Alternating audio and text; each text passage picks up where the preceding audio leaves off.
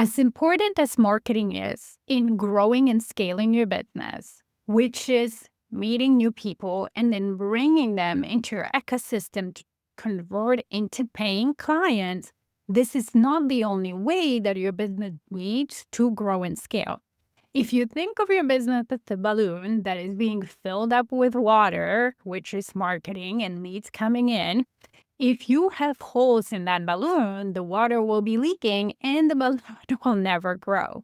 So that's why in today's Diamond Effect podcast, I want to talk about 10 ways you might be losing clients that are not marketing related, because you need both to grow and scale your business, especially once you're past multiple six figures and seven figures, where you might have figured out marketing and lead generation, but you're realizing you're not growing as much as you can. And it might be due to one of those holes that I want to talk to you about today. Not only if you have one of those holes, you're of course not growing as much as you would like to, but you're leaving money on the table. And it might be an indicator that your clients are not having the best experience they could with your business, your staff, and the services you deliver. So the first way you might be losing clients is if at the end of the service delivered, you're not offering them to book an appointment for the next time. And that's very applicable when you are, let's say, health and wellness or medical service or even beauty service. So you're a spa and the client comes in for facial. And at the end of that, when you're asking them how it was, you're not offering to book another appointment. Or maybe you're a massage therapist, hairstylist, whatever you do. So for those services that could be recurring when the client will need you and want to come again, make it easy for them to book. It's okay for them to say, no, thank you, I'm going to think about it. But don't think about that offer as being salesy and pushy. Is really making it easy for your busy client who has a busy life to come again and get pampered by you. The second thing is when you're not using email marketing to remind your ideal clients that you're there for them and you can service them to help them ease the next booking, especially those who maybe didn't book at the time of the last visit, and also to nurture them with value. Email marketing allows you to also build a relationship with the client, give them more value so that connection with you is even stronger because now you're communicating with them in between their visits to your place. Third, you might be losing a lot of clients and leaving a lot of money on the table if you haven't mastered your sales skills and you don't have a true sales process. Think about it. If you have 10 leads and your conversion rates are somewhere between an industry average of 30%, so out of 10 potential clients, you're closing 3. But what if you could close, let's say, 8 out of those clients? So your conversion rate would be 80%. It's the same amount of time and effort or money to generate those leads, but on the other hand, you're making more money. You're having more clients, and then if they love you, they will stay with you just because you have mastered sales skills and have sales process. That's happening to my clients with whom I helped through that. Just recently, one of my clients who is in home services business had that transformation happen. Before we started coaching together, she was closing about 30% of her leads. And now, because we tightened up her process, what the questions she asks her clients, how she leads the discovery conversation or the initial visit, she is closing about 80% of her leads. Just do the math in your own business, how much more money it could bring you and how much faster you would grow if you just could close more clients from the same amount of leads that are coming to you today.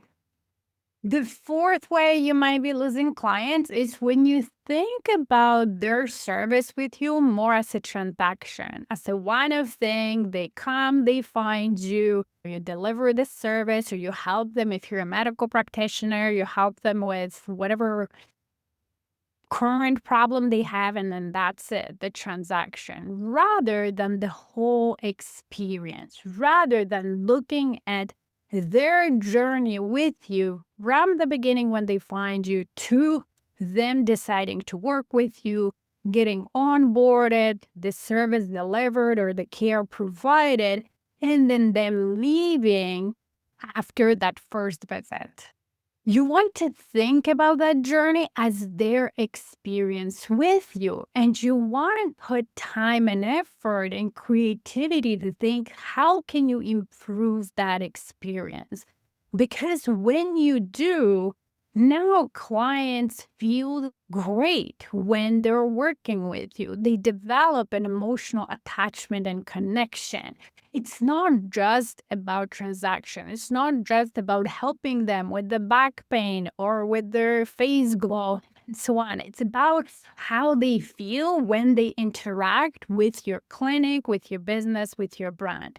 The more you think about it, the more each step is intentional, thought through, aligned with how you really want it to look like, the better experience your clients have. And therefore, they come more often, they stay longer, and they refer others. And that's what I very often do with my clients who are scaling. One of the things we do with my top CEO formula, and especially continuous success portion of it, is going through that client patient experience and understanding where maybe there are parts of it that are not intentional, parts of it that are not a great experience for them, and how we can improve it. Because just this thing alone can reduce your cancellations, your no shows, and can also bring your clients more often to your. The fifth way you might be losing clients is when you hire the wrong staff for your position. So if you're in a situation, let's say you're a spa and you're a hair salon, or you're even a medical clinic who is now looking for more practitioner, you're just looking for people with technical skills to deliver that service, and you're not also looking for other aspects of a great employee like attitude, fit with your culture, customer service skills, and all those things. Technical skill is very important, of course, because without it, your employee cannot deliver the service, but it's not the only thing. The other 50% of the equation to have amazing employees and all those things that I talked about. So when you hire the wrong people who are just working with you as a job, and they're very transactional if how they're serving customers, you might be actually losing clients when they interact with your stuff. Then the sixth way, and another part that relates to your staff, is then you might be hiring the right people, but then you're not providing them with proper training. You're not investing in your team members. And at first, it might not have to be in their technical skills because they already have them and maybe they're fresh out of school or they have experience, but more training about who you are as a brand. What do you expect out of your team members? How do you want the client to experience you? What's the journey? And training your staff on that, aligning them with your mission and vision and values, and showing them that it's not just slogans on the wall, but something that we live day in and day out. When you don't have that, you have people who are not as invested in your business, who are not mission driven, who are just doing a job. And that's definitely not the best place to create an elevated client experience. The seventh way you might be losing clients is not having proper booking cancellation policy, and also communicating that with your clients ahead of time, right? Sometimes things happen, people cancel, or maybe we're also in a day and age when sometimes people don't hold to their word, right? So, how are you going to treat no shows or people canceling and within different periods of time?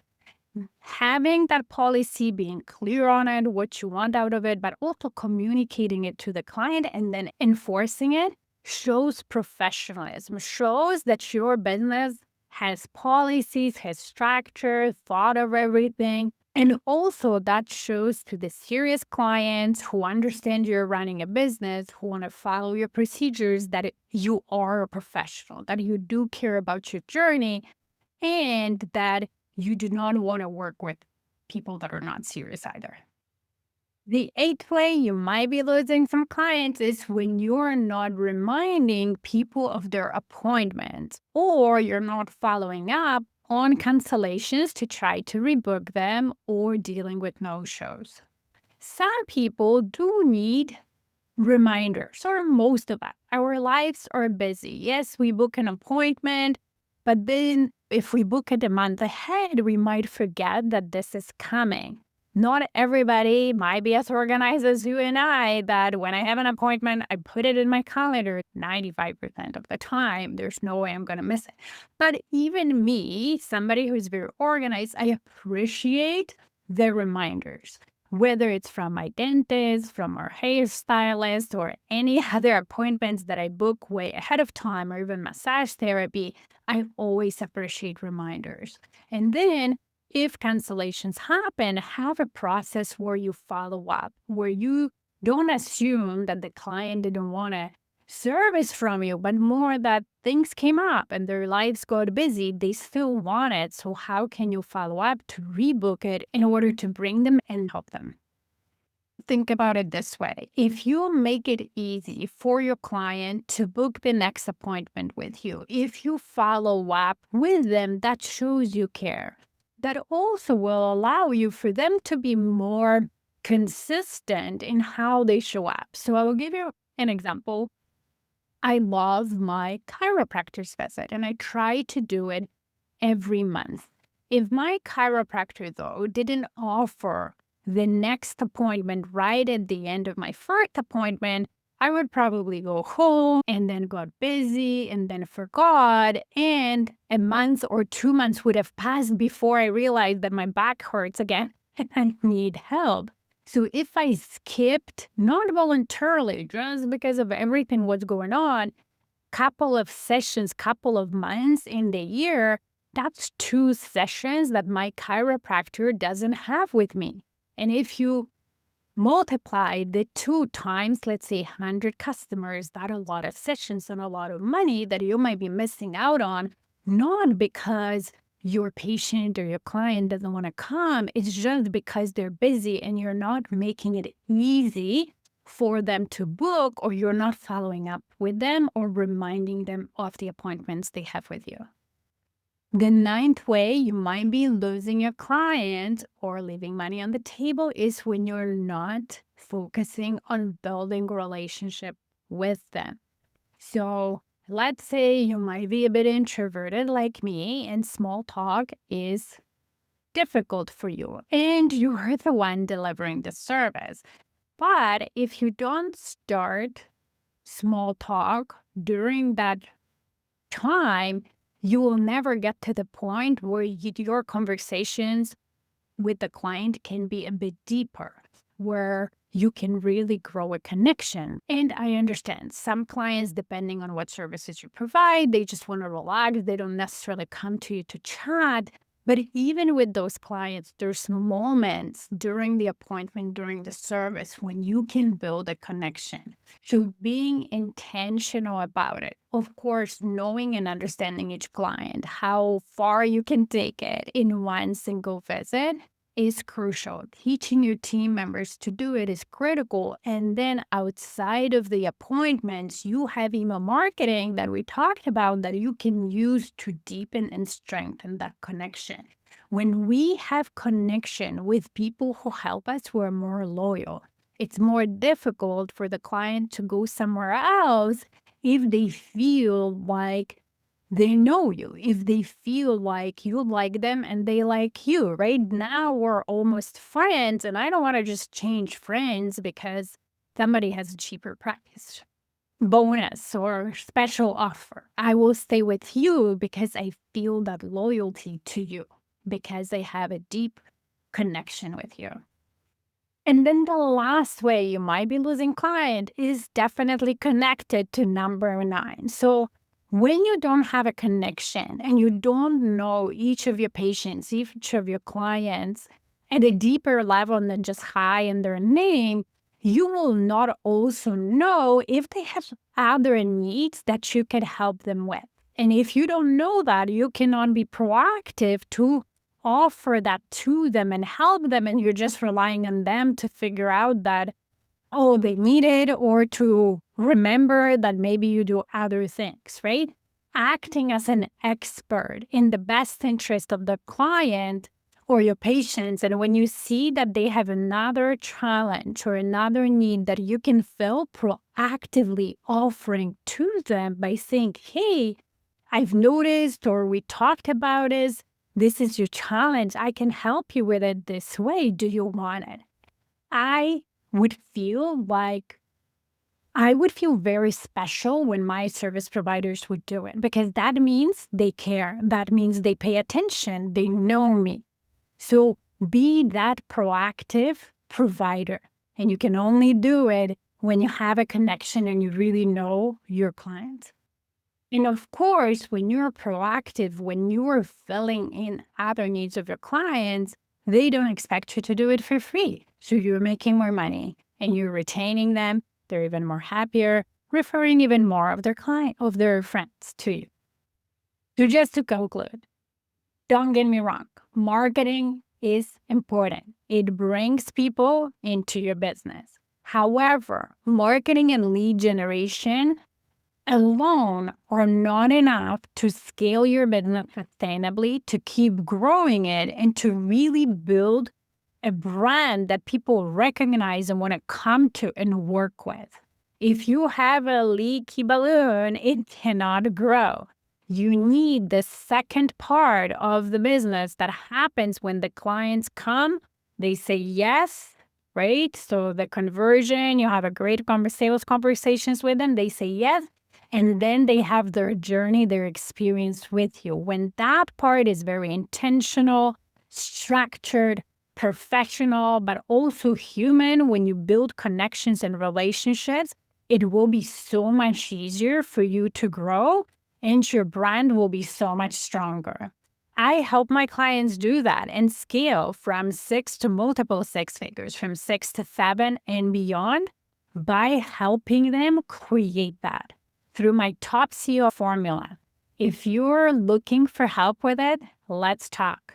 You can book a complimentary consultation with me through the links in the show notes. And during this consultation, we'll talk about what is stopping you from scaling or going to where you want to be without burning out. What I've seen when my clients work with me and coach with me one-on-one, they end up with fully booked practice.